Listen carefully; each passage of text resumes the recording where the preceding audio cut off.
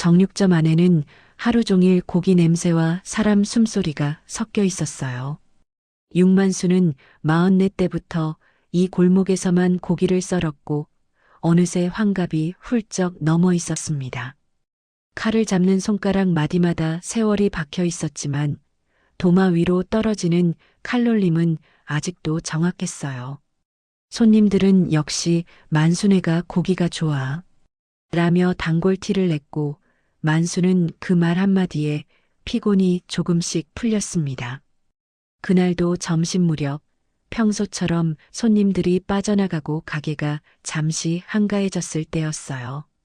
유리문 위에 달린 종이 짧게 울리며 문이 열렸고 낡은 회색 코트를 입은 노인이 조심스럽게 들어왔습니다.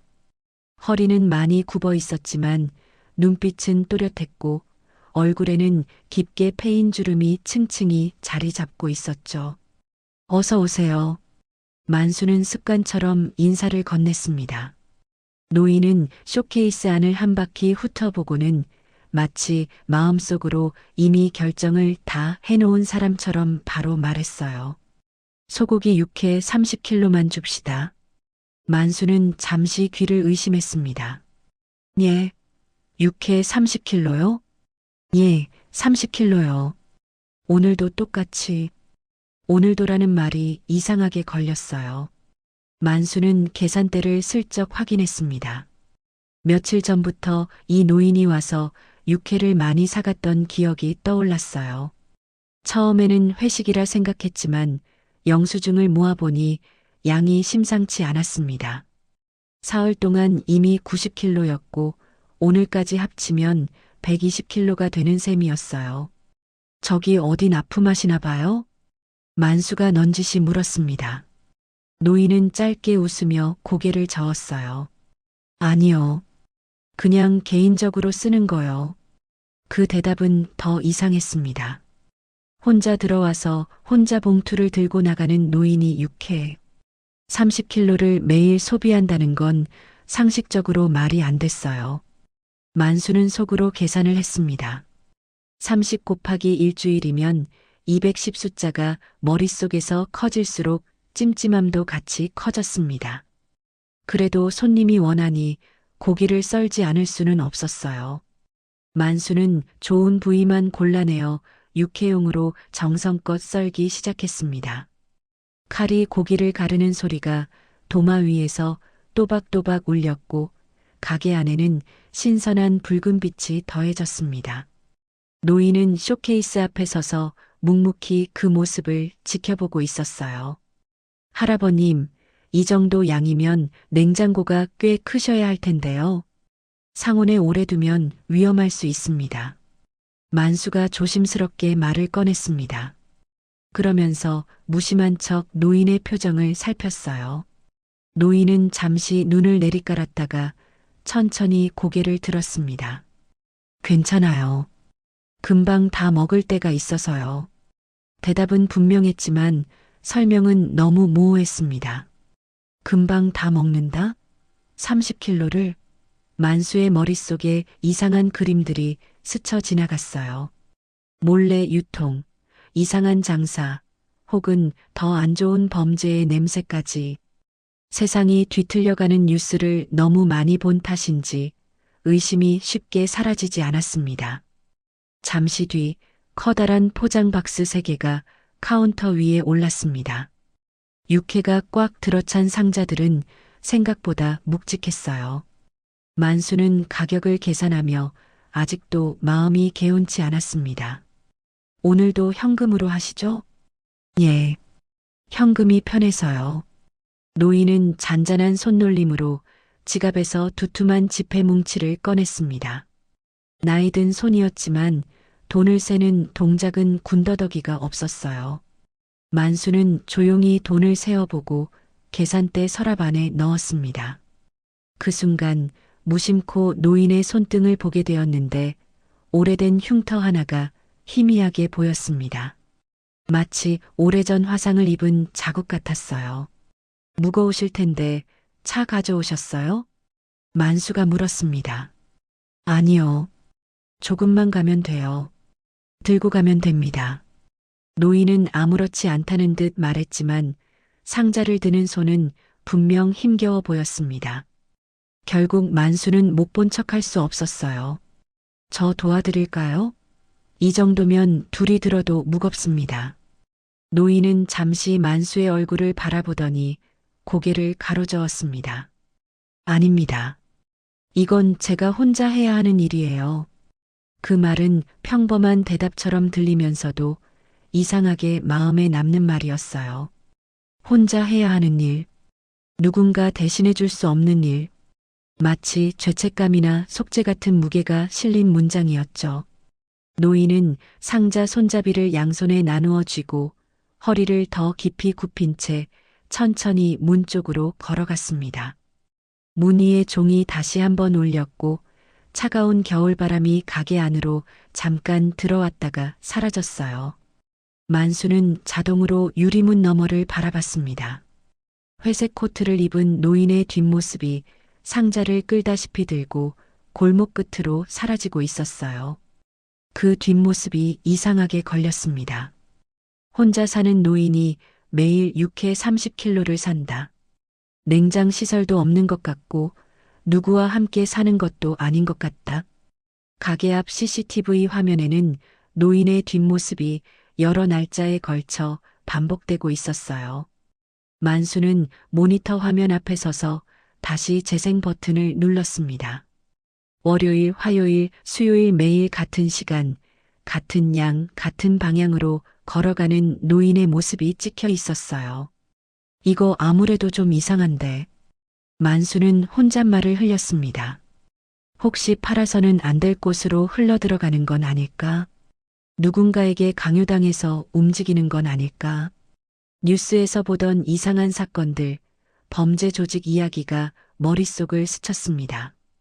그날 밤 가게 문을 닫고 집에 돌아가려던 만수는 결국 휴대폰을 꺼냈습니다. 한참 동안 연락처를 뒤적이다가 예전에 단골로 오던 파출소 경찰 이름을 떠올렸어요. 손가락이 잠시 망설이다가 결국 번호를 눌렀습니다. 예, 형사님. 저 만순의 정육점입니다. 아, 만수 사장님. 무슨 일 있으세요? 만수는 창밖 어둠을 바라보며 조심스럽게 입을 열었습니다. 여기 요즘 매일 육회 30kg씩 사가는 할아버지가 한 분 계신데요. 뭔가 좀 수상합니다. 그 말이 끝나는 순간 만수의 가게와 노인의 발자국은 조용히 경찰의 관심선 안으로 들어오고 있었어요. 그리고 그 신고 한 통이 누구도 예상하지 못했던 반전과 눈물의 시작이 될 줄은 아직 아무도 몰랐습니다. 다음 날 만수는 가게 문을 열자마자 CCTV를 먼저 켰습니다. 어제 형사에게 전화를 한 뒤로 마음이 더 불편해졌고 수상한 걸 확실히 잡아두고 싶었어요. 화면 속엔 전날과 다름없이 골목을 천천히 걸어가는 노인의 모습이 반복 재생되고 있었어요. 상자 3개를 질질 끌다시피 들고 어둑한 골목 끝으로 사라지는 장면이 여러 날짜에 걸쳐 찍혀 있었습니다. 이 시간 이 방향 항상 똑같아. 만수는 혼잣말을 하며 고개를 저었습니다. 우연이라고 하기엔 너무 규칙적이었어요. 점심 무렵 종소리가 울리며 문이 열렸습니다. 노인은 어제와 똑같은 회색 코트를 입고 나타났어요. 옷은 낡았지만 깔끔했고 얼굴은 어딘가 결연해 보였습니다. 오늘도 30kg. 그 한마디는 마치 의식처럼 정해진 구절 같았어요. 만수는 마음속 의심을 감추려 애쓰며 친절하게 응대했습니다. 할아버님, 이렇게 많이 사시면 도와드릴 사람이라도 함께 오셨으면 좋을 텐데요. 노인은 미약한 미소를 지었습니다. 아니요. 이건 내가 직접 해야 한다고 했어요. 누구에게? 만수는 그 한마디가 가장 걸렸습니다. 누구에게 그렇게 약속을 한 걸까? 이 많은 고기를 가져가서 누구와 먹는 걸까? 아니면 누구에게 갖다 바치는 걸까? 육회를 다 썰어 포장을 마치고 계산을 하는 동안 만수는 마지막으로 용기를 내어 노인에게 말을 걸었어요. 저 혹시 동네에 사세요? 이쪽 뒷골목에 사시는 분이면 제가 아는 집들인데. 그러자 노인은 처음으로 잠시 말을 멈추고 만수를 바라보았습니다. 눈빛에는 아주 깊고 오래된 그림자가 비쳤어요. 여기서 조금만 가면 되는 곳이요. 오래된 집이 하나 있어요. 폐가 같은 데가요? 만수의 물음에 노인은 짧게 고개를 끄덕였습니다. 사람은 살지 않지만요. 그래도 내가 갈 곳입니다. 그 말을 남긴 뒤 노인은 상자를 들고 또다시 골목 끝으로 향했습니다. 상자 3개를 끄는 그 등은 오늘따라 더 힘겨워 보였어요. 잠시 후 형사에게서 메시지가 왔습니다. 사장님, 오늘도 오면 알려주세요. 잠복 한번 해보겠습니다. 만수는 노인이 나온 지 얼마 안 됐으니 따라가면 금방 잡을 수 있을 거라 생각했어요. 문 밖을 내다보니 노인의 뒷모습이 아직 골목길에서 완전히 사라지지 않았습니다. 따라가 볼까? 만수는 주머니 안에 휴대폰을 꼭 쥐었습니다. 정육점 문에 잠시 나갔다 오겠습니다라는 메모를 붙이고 재빨리 밖으로 뛰어나갔습니다. 골목은 겨울 해가 지기 전이라 푸르스름했고 바람이 차갑게 불고 있었어요. 노인은 상자 무게 때문에 속도가 느렸고 뒷모습은 금방 따라잡을 수 있을 것처럼 보였습니다. 하지만 이상한 일이 일어났습니다. 골목을 돌 때마다 노인의 모습이 흐릿하게 사라졌다가 또다시 보였습니다. 마치 일부러 숨는 게 아니라 길이 굽어지는 틈새마다 그림자처럼 사라지고 나타나는 느낌이었어요. 만수는 조심스레 노인을 따라갔습니다. 처음엔 상가가 있던 골목, 그 다음엔 오래된 주택가, 그리고 어느 순간부터는 사람이 거의 다니지 않는 낡은 길이 나타났어요. 잡초가 허리 높이까지 올라와 있는 빈 터들 사이로 노인은 천천히 걸어갔습니다. 이 길 살아생전 와본 적이 없는데 만수는 어딘가 낯선 기시감에 잠깐 멈춰 섰습니다. 하지만 노인은 계속 걸었고 그 뒷모습은 점점 더 깊은 골목으로 들어가고 있었어요. 그때였습니다. 상자를 들고 있던 노인이 갑자기 멈춰 섰습니다. 그리고 아주 천천히 고개를 돌려 뒤를 바라봤어요. 만수는 숨이 턱 막히는 느낌을 받았습니다. 노인의 눈빛이 자신과 딱 마주친 것입니다. 도망치는 사람의 눈, 범죄를 숨기는 사람의 눈, 그런 종류가 아니었습니다. 그 눈빛은 마치 이미 다 알고 있었다는 듯 아주 오래된 기억을 보는 듯한 눈빛이었어요. 사장 양반. 노인의 목소리는 바람에 실린 듯 낮게 울렸습니다. 왜 날 따라오시오? 만수는 손이 떨려 말이 잘 나오지 않았어요. 저 그게 그냥 걱정돼서요. 할아버님이 너무 많은 양을 매일 사가니까. 노인은 조용히 고개를 끄덕였습니다. 그래요, 의심할 만도 했지요. 하지만 따라오지 말았어야 했소. 그 말은 이상한 경고처럼 들렸어요. 만수는 갑자기 주변의 공기가 싸늘하게 느껴졌습니다. 노인은 상자를 내려놓고 아주 오래된 벽돌집을 가리켰습니다. 그곳은 이미 사람이 살지 않은 지 오래된 폐가였어요.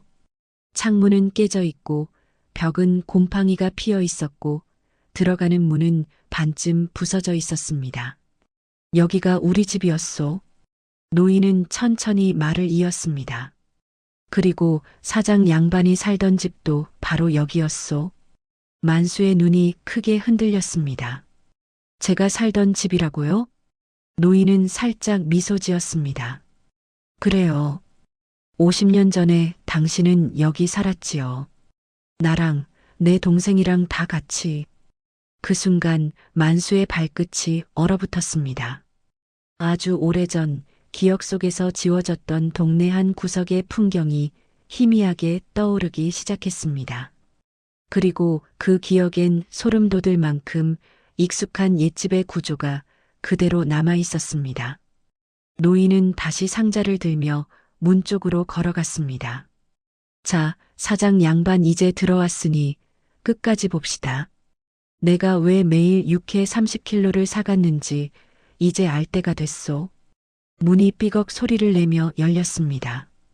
어둑한 폐가 안쪽에서 희미한 촛불이 흔들리고 있었어요. 그리고 그 촛불 아래에는 수십 접시의 육회가 마치 누군가를 기다리는 듯 가지런히 놓여 있었습니다. 폐가 안은 바람 한 줄기조차 마음대로 흐르지 못하는 듯 오래된 냄새와 습기가 뒤섞여 있었어요. 만수는 한 걸음 안으로 들어오는 순간 등골이 서늘해지는 기분을 느꼈습니다. 벽에는 오래된 곰팡이가 얼룩처럼 번져 있었고 천장에서 떨어진 먼지가 바닥에 수북히 쌓여 있었죠. 그런데 그 폐허 같은 공간 중앙엔 믿을 수 없는 풍경이 펼쳐져 있었어요. 커다란 나무 상 위에 붉은 육회 접시들이 줄지어 놓여 있었습니다. 정갈하게 차려진 제사상처럼 하나도 흐트러짐 없이 가지런했습니다. 기름종이가 깔린 접시 아래에는 촛불이 켜져 있었고 촛불은 미약하게 흔들리며 진동하는 그림자를 만들고 있었어요. 만수는 숨을 들이마시며 느닷없이 불어난 심장 박동을 진정시키려 했습니다. 할아버님, 이게 뭐예요? 노인 동식은 상자 안에 든 육회를 하나씩 꺼내 조용히 접시에 올리기 시작했습니다.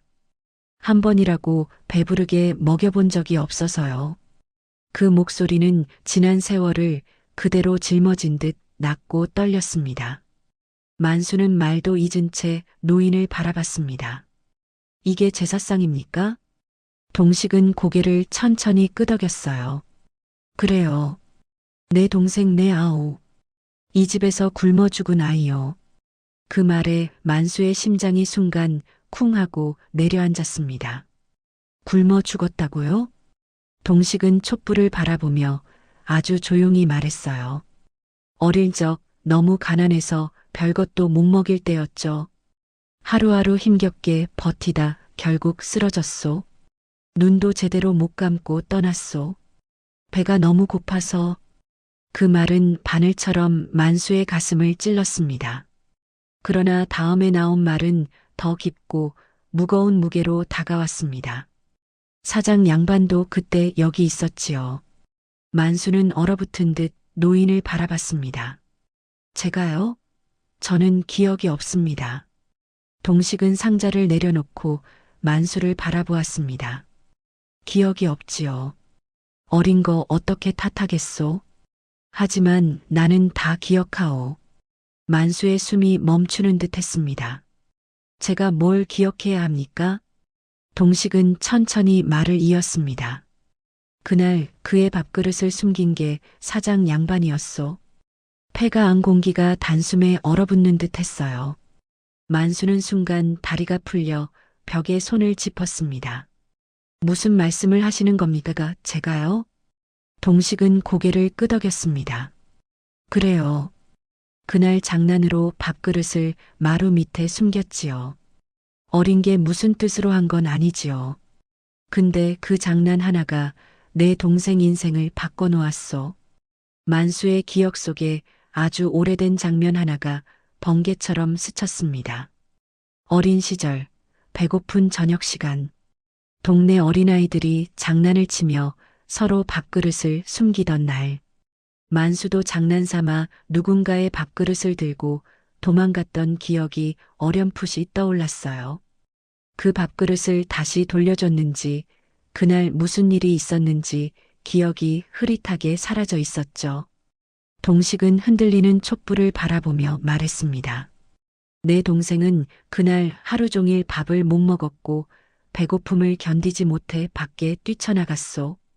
동네 밖 천막 공사장은 위험한 곳이었는데 그곳에서 동식은 말을 이으며 손등을 떨었습니다. 그날 나는 그 아이를 살리지 못했소. 만수는 머리를 감싸쥐었습니다. 뇌리에 스치는 기억 조각들이 하나씩 모여 끔찍한 전부를 만들어내고 있었어요. 아니에요, 아니에요. 저는 그런 의도가 아니었어요. 저는 그냥 어린애였고 그게 그런 일이 될 줄은. 동식은 조용히 웃었습니다. 원망이 아니라 체념과 이해가 담긴 웃음이었습니다. 나도 아오. 어린 게 뭘 알겠소. 난 단 한 번도 사장 양반을 미워한 적 없소. 그러고는 더 깊은 반전이 되는 말을 꺼냈습니다. 그래서 내가 여기서 육회제사 지내는 거요. 내 동생이 배고파서 갔으니까 나는 매일 배부르게 먹여보내는 겁니다. 만수의 눈에 눈물이 고였습니다. 할아버님, 왜 저한테 말씀 안 하셨어요? 왜 나만 모르게? 동식은 희미하게 웃으며 말했습니다. 그 죄책감은 나 혼자 짊어지고 싶었소. 그러다 보니 어느새 50년이 지나 있더군. 촛불이 흔들렸습니다. 바람이 없는 방에서 흔들리는 건 마치 숨겨진 기억들이 깨어나는 듯한 느낌이었습니다. 하지만 이제는 당신도 알아야 할 때가 됐소. 동식은 마지막 접시를 상 위에 올렸습니다. 내 동생은 사장 양반을 원망하지 않소. 원망하려면 세상을 원망해야지. 만수는 주저앉을 듯 흔들렸습니다. 50년 만에 밝혀진 진실. 자신이 잊어버린 어린 날의 장난 하나가 누군가의 삶을 완전히 뒤바꿔 놓았다는 반전은 감당하기 버거울 만큼 충격적이었어요. 그리고 동식은 아주 조용히 마지막 말을 덧붙였습니다. 이제 저도 끝이 다가옵니다. 그래서 마지막 제사상은 당신이랑 같이 차리고 싶었소. 그 말은 마치 50년 동안 굳게 잠겨있던 문을 여는 열쇠처럼 들렸습니다. 폐가 안의 촛불은 바람도 없는데 자꾸 흔들렸어요. 마치 이 오래된 집이 50년 동안 묻어두었던 기억을 토해내며 떨고 있는 것처럼 느껴졌습니다. 만수는 상 위에 쌓인 육회 접시를 바라보며 숨을 크게 내쉬었습니다. 붉게 빛나는 고기 조각들이 지금은 제사가 아니라 죄책감의 형태처럼 보였어요. 그는 몇 걸음 뒤로 물러났지만 다리에 힘이 풀려 그대로 벽에 기대고 말았습니다. 그날 그게 그렇게 큰일이 될 줄은 저는 몰랐어요. 만수의 목소리는 마치 오래된 나무처럼 갈라져 있었어요. 그냥 애들끼리 장난치는 날이었어요. 누가 밥그릇 숨긴다고 그게 죽음으로 이어질 줄. 동식은 조용히 고개를 끄덕였습니다. 알지요. 어린 게 무슨 악의가 있었겠소. 나도 그건 알아요. 그리고 아주 조용히 한마디를 더했습니다. 하지만 어떤 일은 어린 날의 장난 하나가 한 사람의 인생 전체를 바꿔놔 버리기도 하오. 만수는 눈을 감고 숨을 들이마셨습니다. 갑자기 오래전 기억들이 물밀듯이 떠오르기 시작했습니다. 가난한 판잣집 동네, 밥 냄새조차 귀한 시절, 굶은 배를 움켜쥐고 마당을 뛰어다니던 아이들, 그리고 어린 만수가 다른 아이들 앞에서 잘난 척하려고 누군가의 밥그릇을 훔쳐 도망치던 모습, 밥그릇을 빼앗기고 울던 작은 아이의 얼굴, 그 아이가 동식의 동생이었다는 사실이 지금에서야 퍼즐 조각처럼 맞춰지기 시작했습니다. 만수는 얼굴을 두 손으로 감싸며 떨리는 목소리로 말했습니다. 할아버님, 그때 제가 밥그릇을 숨기고 도망갔어요. 근데 그 다음은 기억이 안 나요. 동생분이 어떻게 되신 건지도. 동식은 잠시 눈을 감았다가 뜨며 깊은 숨을 내쉬었어요. 그 아이는 배가 너무 고파서 집을 뛰쳐나갔소. 마침 동네 밖 공사장에서 철근이 흩어져 있었는데 거기서 발을 헛디뎌 떨어졌소. 말이 끝나자 폐가 안에 무겁고 긴 침묵이 흘렀습니다. 만수의 어깨가 크게 흔들렸습니다. 저 때문에 제가 한 장난 때문에 그 아이가 말끝은 터지는 울음속으로 사라졌습니다. 동식은 천천히 다가와 만수 옆에 앉았어요. 지팡이에 의지한 채 노인의 몸도 힘겨워 보였지만 손을 뻗어 만수의 어깨를 토닥였습니다. 사장 양반, 난 한 번도 당신을 미워한 적 없다 했지요. 목소리는 조용했지만 깊은 울림이 있었습니다. 내 동생을 죽게 한 건 가난이고 세상이요. 당신이 아니요. 만수는 울음을 멈추지 못했습니다. 눈물이 바닥에 떨어지며 촛불빛이 번져 보였죠. 그런데 왜 그 사실을 이제야 말씀하십니까? 왜 매일 육회 30kg를 혼자서? 동식은 아주 작은 목소리로 대답했습니다. 약속을 지키고 싶었소. 약속? 그래요. 동생이 죽을 때 너무 배고파서 눈을 제대로 못 감았소. 그날 가슴이 찢어지는 줄 알았소. 그래서 다음 생에선 절대 굶기지 않겠다고. 내가 그 아이 손잡고 약속했지요. 동식은 촛불 흔들리는 모습을 바라보며 말했습니다. 그 약속을 50년 동안 지킨 것뿐이요. 만수는 충격에 말을 잃었어요. 육회 30kg는 제사 이상의 의미였던 겁니다. 동생에게 배부르게 먹여보내는 기도였고, 동생에게 지키지도 못했던 약속에 대한 속죄였고, 동생의 영혼과 함께 살아온 마지막 연결고리였던 겁니다. 그런데 동식이 갑자기 몸을 움찔하며 입가를 손으로 가렸습니다. 기침이 쿨럭쿨럭 이어지며 어둠 속에 날카로운 소리가 울렸습니다. 만수는 얼른 다가가 부축했습니다.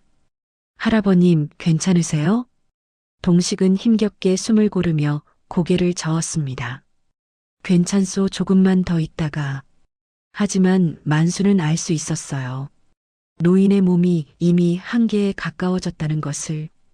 어깨가 떨렸고 손등은 새하얗게 식어 있었습니다. 사장 양반. 동식이 만수를 바라보며 조용히 말했습니다. 그런데 나도 이제 끝이 다가오. 만수는 숨을 멈춘 채 노인의 얼굴을 바라봤습니다. 동식의 눈빛은 담담했지만 그 안에는 오래 참고 살았던 외로움과 체념이 담겨 있었어요. 그래서 마지막 부탁이 있소. 무슨 부탁이요? 노인은 떨리는 손을 들어 상위의 육회를 가리켰습니다. 오늘 마지막 제사는 사장 양반이랑 같이 하고 싶소. 제가요? 동식은 아주 약한 미소를 지었습니다. 그래야 그 아이가 편히 갈 수 있을 것 같아서요. 당신이 옆에 있어줘야 그 아이가 어린 날의 작은 장난을 용서할 거요. 만수는 가슴이 무너지는 듯한 감정을 느꼈습니다. 할아버님, 제가 그럴 자격이 있을까요? 있지요.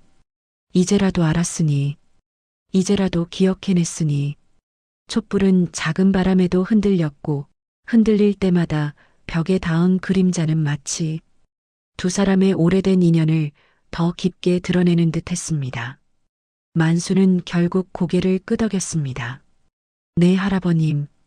오늘 제사는 제가 같이 지내겠습니다. 그 말은 50년 동안 굳게 닫혀있던 죄책감의 문을 조용히 여는 듯한 울림을 남겼습니다. 폐가는 겨울바람을 막아주는 대신 오래된 기억과 습기만 가득 머금고 있었어요. 촛불은 여전히 작게 흔들리고 있었고 상위에 놓인 육회 접시들은 마치 시간이 멈춘 듯 고요했습니다. 만수는 동식의 옆에 조용히 서서 마지막 남은 육회 몇 접시를 꺼내 정갈이 올렸습니다. 손이 떨려 고기가 조금 흔들렸지만 그는 애써 마음을 다잡으며 접시를 가지런히 정리했어요. 노인 동식은 상 앞에 천천히 무릎을 꿇었습니다. 사장 양반 같이 앉으시오. 만수는 숨을 들이쉬며 동식 옆에 조심스럽게 앉았습니다. 상 위의 촛불이 두 사람의 얼굴을 비추며 깊은 주름 하나하나를 선명하게 드러냈습니다. 동식은 두 손을 모아 조용히 눈을 감았습니다. 아우야, 오늘은 내가 아니고 내 밥그릇을 숨겼던 그 아이가 옆에 같이 왔다. 그 말은 미묘한 울림으로 폐가 안을 채웠어요. 만수는 숨을 삼키며 손을 쥐었다 폈습니다. 자신을 그 아이라고 부르는 동식의 말은 책망도 원망도 없고 오히려 따뜻했습니다. 너 그날 많이 배고팠지. 형이 그동안 정말 많이 미안했다. 그래서 내가 배부르게 먹으라고 50년 동안 한 날도 빼놓지 않고 상을 차렸다. 동식의 목소리는 떨리고 있었고 만수는 그 말을 듣는 순간 눈물이 주르륵 흘러내려왔어요. 동식은 상 앞에 놓인 접시 하나를 조심스레 손끝으로 쓸었습니다. 아주 부드럽게 마치 정말로 동생을 쓰다듬듯이. 그러고는 아주 천천히 숨을 들이킨 뒤 말을 이었습니다. 자, 아우야. 오늘은 너한테 장난쳤던 그 아이가 직접 사과하러 왔다. 만수는 참을 수 없었습니다. 그 자리에서 고개를 숙이며 떨리는 목소리로 말했습니다. 미안합니다. 정말 정말 죄송합니다. 제가 그때 왜 그런 짓을 했는지 저도 기억이 흐릿하지만 그게 그런 일이 될 줄은. 만수의 어깨가 크게 들썩였고 눈물은 끝없이 쏟아졌어요. 한번 터진 감정은 멈출 수 없었습니다. 동식은 아주 약한 힘으로 만수의 손등을 가볍게 두드렸습니다. 됐소. 그만해도 돼요. 당신이 이제라도 찾아왔으니 그걸로 충분하오. 그 순간 촛불이 바람 한 줄기에도 꺼질 듯 흔들렸습니다. 폐가 밖에서는 겨울바람이 약하게 스산하게 불어왔고 낡은 문틈 사이로 찬 공기가 스며들었습니다. 동식은 다시 상을 바라보며 말했습니다. 아우야, 오늘은 내가 참 좋아할 만한 사람도 같이 왔다. 그는 만수 쪽을 바라봤습니다. 이 사람, 그때 너 밥그릇 숨긴 줄도 모르고 어른이 돼서도 내 고기만 사주던 고마운 양반이야. 만수는 눈물을 닦으며 쓴웃음을 지었습니다. 할아버님, 저는 아무것도 몰랐어요. 동식은 작게 웃으며 고개를 저었습니다. 몰랐으니까 괜찮은 거요. 알면서 외면한 게 더 큰 죄지. 두 사람은 잠시 말을 잇지 못했습니다. 폐가는 조용했지만 촛불은 조금씩 안정되고 있었어요. 마치 오랫동안 울던 아이가 겨우 진정되는 순간처럼. 그러다 동식이 돌연 기침을 세차게 했습니다. 몸이 휘청이며 위태롭게 흔들렸고 만수는 황급히 몸을 지탱해 주었습니다. 할아버님, 괜찮으세요? 동식은 힘겹게 숨을 고르며 속삭였습니다. 이 몸이 옛날 같지 않네. 그래도 오늘 이 자리 만들려고 버텼소. 그의 얼굴은 창백했고 입술은 파랗게 변하고 있었어요. 만수는 노인의 상태가 심상치 않다는 걸 느꼈습니다. 하지만 동식은 마지막으로 상 위에 놓인 육회를 바라보았습니다. 오늘이 마지막이 될 것 같소. 만수의 심장이 덜컥 내려앉았습니다. 무슨 말씀이세요? 동식은 아주 희미한 미소를 지었습니다. 괜찮소. 그 아이도 이제 배부르게 먹었으니까. 그 말은 50년을 살아남기 위해 버텨온 한 인간의 가장 깊은 곳에서 나온 안도와 체념이었습니다. 그러고는 동식은 천천히 두 손을 모았습니다. 마치 동생 앞에서 마지막 인사를 하듯이. 사장 양반, 만수를 바라보며 이제 이 상을 부탁하오. 만수의 손이 부르르 떨렸습니다. 제가 할 수 있을까요? 동식은 고개를 끄덕였습니다. 할 수 있소. 오늘부터는 당신 차례요. 그 말은 장난이나 부탁이 아니라 50년 동안 동생에게 지켜온 사랑을 만수에게 넘기는 마지막 유언처럼 느껴졌습니다. 그리고 촛불이 잠시 크게 흔들렸다가 아주 조용히 안정되었습니다. 마치 누군가가 그 앞에서 고개를 끄덕인 것처럼. 폐가 아는 시간이 멈춘 듯 고요했지만 바깥에서는 겨울바람이 서늘하게 울고 있었어요. 촛불은 점점 더 약해지고 있었고 노인 동식의 호흡도 그 촛불처럼 가늘었습니다. 만수는 동식의 기침이 점점 깊어지는 것을 느끼며 가슴이 조여오는 듯한 불안을 감추지 못했어요. 할아버님, 병원에 가셔야 하는 거 아닙니까? 만수가 다급히 말했지만 동식은 고개를 천천히 저었습니다. 아니요, 이제 와서 병원이 무슨 소용이요. 나는 이 자리에서 끝내고 싶소. 그 말은 마치 긴 여정을 마무리하는 여행자가 남기는 마지막 인사 같았어요. 동식의 손이 떨리자 만수는 서둘러 잡아주었습니다. 얼음처럼 차가워진 손이 만수의 손 안에서 미세하게 떨렸습니다. 사장 양반 여기서 마지막 부탁 하나만 더 해도 되겠소? 동식의 목소리는 거의 속삭임에 가까웠습니다. 예, 말씀하세요. 뭐든지요. 동식은 천천히 눈을 감았다가 떴습니다. 마루 뒤쪽 나무 뿌리 있는데 내가 묻어둔 게 있어. 그걸 꺼내주시오. 만수는 한순간 머뭇했지만 고개를 끄덕이고 폐가 안쪽을 둘러보기 시작했습니다. 천장에서 떨어진 먼지가 발끝을 스칠 때마다 50년 전 어린 시절의 기억이 더 또렷해지는 것 같았어요. 마루 뒤쪽 오래된 장판 조각을 들추자 흙 한 줌이 떨어졌습니다. 그리고 그 밑에서 오래전에 사용했을 것으로 보이는 작고 낡은 나무 상자가 모습을 드러냈습니다. 이겁니까? 만수가 묻자 동식은 아주 약하게 고개를 끄덕였습니다. 열어보시오.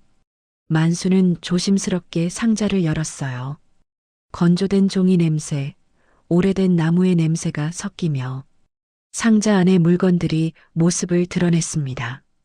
작은 숟가락 하나, 깨진 밥그릇 조각 몇 개, 그리고 아이가 대충 쓴 듯한 글씨가 새겨진 작은 천 조각. 아우 주려다가 못 준 밥.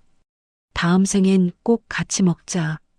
그 글씨는 어린 동식이 동생의 죽음 뒤 울면서 써내려간 흔적이었어요. 글씨는 삐뚤삐뚤했고 달아서 일부는 읽기 어려웠지만 그 안에 담긴 감정은 너무 선명했습니다. 만수의 얼굴이 굳어졌습니다. 그는 상자를 가슴에 꼭 끌어안았습니다. 할아버님, 이걸 왜 지금까지? 동식은 마지막 힘으로 미소를 지었습니다. 그 아이가 남기고 간 마지막 기억이요. 그리고 내가 살아온 이유이기도 했소. 만수는 상자를 들고 동식 곁으로 돌아왔습니다. 동식은 상자 안의 밥그릇 조각을 손끝으로 천천히 쓸었습니다. 그 작은 조각들을 보는 순간 그의 눈에서도 아주 작은 눈물이 흘러내렸어요.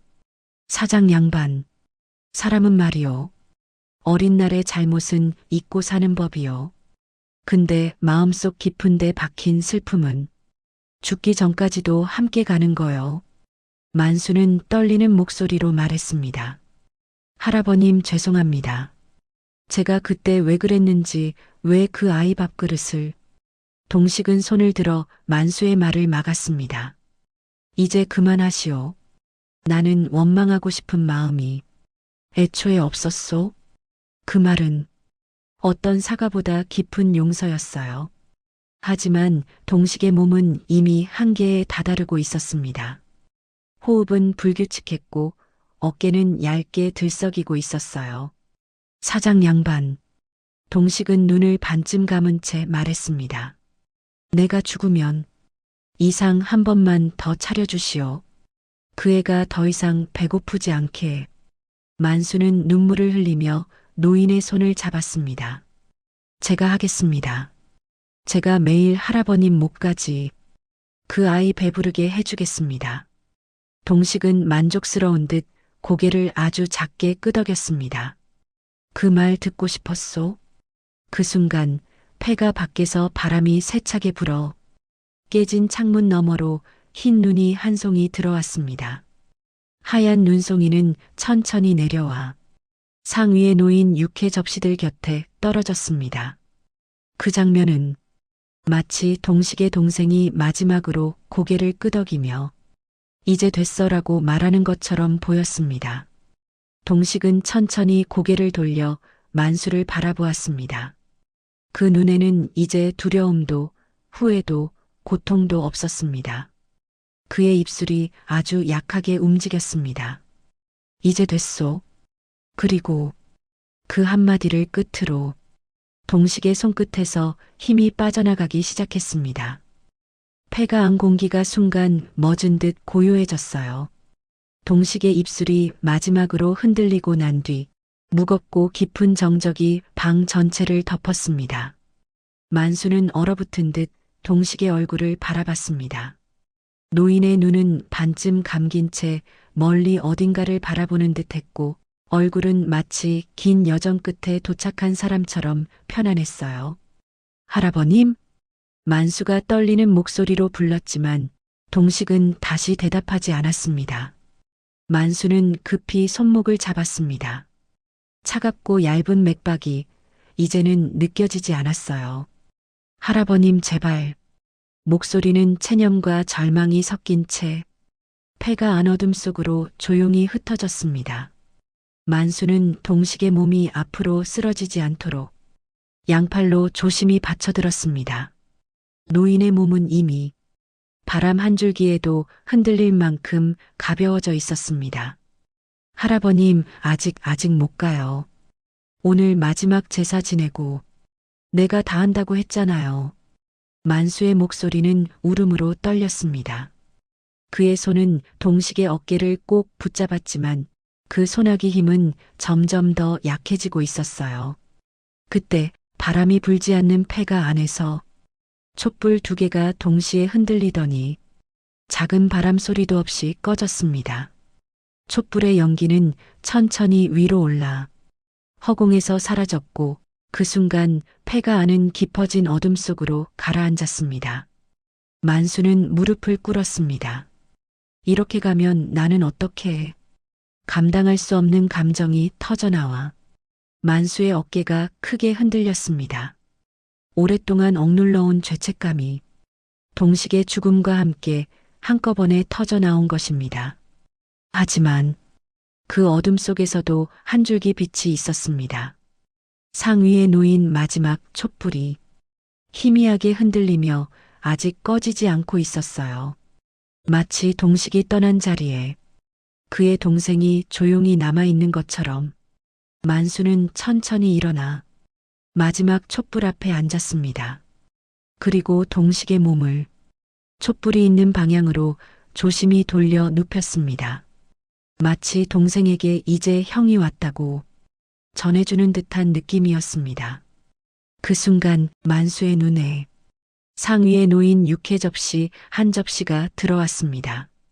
그 접시는 다른 것보다 조금 더 앞에 놓여 있었고 동식이 마지막으로 손끝으로 쓸어내렸던 접시였습니다. 만수는 떨리는 손으로 그 접시를 들었습니다. 그리고 조용히 말했습니다. 할아버님, 이건 제가 해드릴 몫입니다. 그는 상 앞에 다시 무릎을 꿇고 마지막 제사상을 올렸습니다. 50년 동안 동생에게 바쳐진 상이었지만 오늘만큼은 동생뿐 아니라 동식에게도 바쳐지는 상이었어요. 만수는 조용히 두 손을 모았습니다. 동식 형님, 형님은 정말 좋은 형님이었습니다. 그리고 제가 그때 무슨 잘못을 했는지 이제야 알게 됐습니다. 형님이 평생 짊어진 그 슬픈 약속. 이제 제가 이어서 짊어지겠습니다. 그 말은 두 사람의 오래된 인연을 완전히 하나로 묶는 고백이었어요. 방 안은 너무 조용해서 만수가 숨을 들이마시는 소리조차 크게 느껴졌습니다. 그런데 그 순간 부서진 창문 틈으로 희미한 바람이 들어오며 폐가 안을 스친 눈송이가 하나, 둘 떨어졌습니다. 그 눈송이는 마치 동식의 동생이 형을 맞이하러 온 듯 천천히 상 위에 내려앉았습니다. 그리고 바로 그 순간 마지막 촛불이 부드럽게 꺼졌습니다. 폐가는 완전히 어둠 속에 잠겼지만 만수의 마음 속엔 이상하게도 한 줄기 빛이 들어오는 듯 했습니다. 마치 동식이 고맙다, 이제 됐다 라고 고개를 끄덕이는 듯한 느낌이었어요. 만수는 눈을 감고 조용히 고개를 숙였습니다. 그곳은 누군가의 죽음이 끝이 아닌 오랜 고통과 울음이 비로소 나는 자리였습니다. 새벽 공기는 유난히 차가웠습니다. 폐가 안에 마지막 촛불이 꺼진 뒤 만수는 한동안 그 어둠 속에 멍하니 앉아 있었습니다. 겨울밤은 깊었고 동식의 몸은 마치 잠든 것처럼 조용히 누워 있었어요. 만수는 떨리는 손으로 동식의 눈을 조심스레 감겨주었습니다. 할아버님 고생 많으셨습니다. 말끝이 떨렸습니다. 지켜주지 못한 죄책감과 이제야 알게 된 진실을 받아들이는 슬픔이 섞여 있었어요. 동식의 숨결이 사라진 자리엔 50년 동안 이어진 약속의 끝과 새로운 약속의 시작이 동시에 놓여 있는 듯 했습니다. 만수는 폐가를 둘러보았습니다. 상위에 놓인 육회 접시들, 오래된 촛대, 벽에 스친 그림자들, 그 모든 것이 동식이 살아온 세월의 흔적처럼 보였어요. 그는 조용히 일어나 상 앞에 다시 앉았습니다. 동식 형님, 오늘 제사는 제가 마무리하겠습니다. 그는 두 손으로 마지막 접시를 가지런히 올리고 조용히 머리를 숙였습니다. 그 순간 폐가 안쪽에서 바람이 슬쩍 스쳐 지나가며 촛불이 다시 켜질 것처럼 흔들렸습니다. 하지만 불은 켜지지 않았고 대신 상 위의 육회 위로 눈송이가 한 송이 더 떨어졌습니다. 마치 누군가의 마지막 인사가 담긴 듯한 작고 조용한 눈송이였습니다. 동식의 장례식은 조용히 치러졌습니다. 가족도 친척도 없는 초라한 장례식이었지만 만수는 상주처럼 앞자리를 지켰습니다. 장례식장 직원이 물었습니다. 고인은 가족이 없으신가요? 만수는 잠시 망설이다가 말했습니다. 가족이 없진 않습니다. 제가 그 역할을 하면 됩니다. 그 말이 내 마음 깊은 곳에서 자연스럽게 나왔다는 사실에 만수는 스스로도 놀랐습니다. 하지만 그게 가장 진심에 가까웠어요. 장례식이 끝난 후 만수는 폐가로 다시 돌아왔습니다. 그곳에 동식의 영정사진 한 장을 조심히 올려두고 상 앞에 새 고기를 펼쳐놓았습니다. 자, 형님이 늘 하시던 방식대로 제가 오늘부터 합니다. 그는 고기를 얇게 썰고 따뜻한 불빛 아래 담아 상에 올렸습니다. 폐가 안은 여전히 어둡고 춥지만 상 위의 고기는 따끈한 붉은 빛을 띠며 마치 누군가를 기다리는 듯 진득했습니다.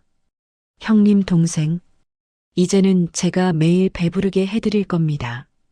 형님이 지키신 50년, 저도 이어가겠습니다. 그 말은 의무도 죄책감도 아닌 한 인간이 다른 인간을 향해 건네는 가장 깊은 마음이었습니다. 만수는 상 앞에 무릎을 꿇고 두 손을 모았습니다. 그리고 조용히 말을 이어갔습니다. 형님, 제가 늦게 깨달았지만 이제라도 알게 되어 다행입니다. 평생 혼자 짊어지고 사셨을 그 무게, 이제 제가 조금이라도 나누겠습니다. 그때 폐가 밖에서 바람이 불어 창문 사이로 작은 빛 한 줄기가 들어왔습니다. 빛은 상 위의 육회를 비추며 마치 은은한 촛불처럼 공간을 환하게 만들었어요. 만수는 고개를 들었습니다. 동식이 그토록 바라던 동생의 배부름이 오늘은 조금 더 따뜻하게 느껴졌습니다. 그는 상 앞으로 다가가 고개를 깊이 숙였습니다. 형님 잘 가십시오. 다음 생에서도 좋은 형님으로 만나세요. 그 말은 폐가 안 공기 속으로 잔잔히 스며들었고 마치 오래전부터 기다려온 대답처럼 바람 한 줄기가 조용히 반응했습니다. 그리고 그날 밤 폐가 밖 골목길에는 정육점에서 들려온 만수의 칼질 소리가 오래도록 이어졌습니다. 그 소리는 누군가를 위한 속죄가 아니라 누군가를 위한 사랑이었어요. 아주 오래된 약속을 뒤늦게라도 이어가는 사람이 따뜻한 마음이었습니다.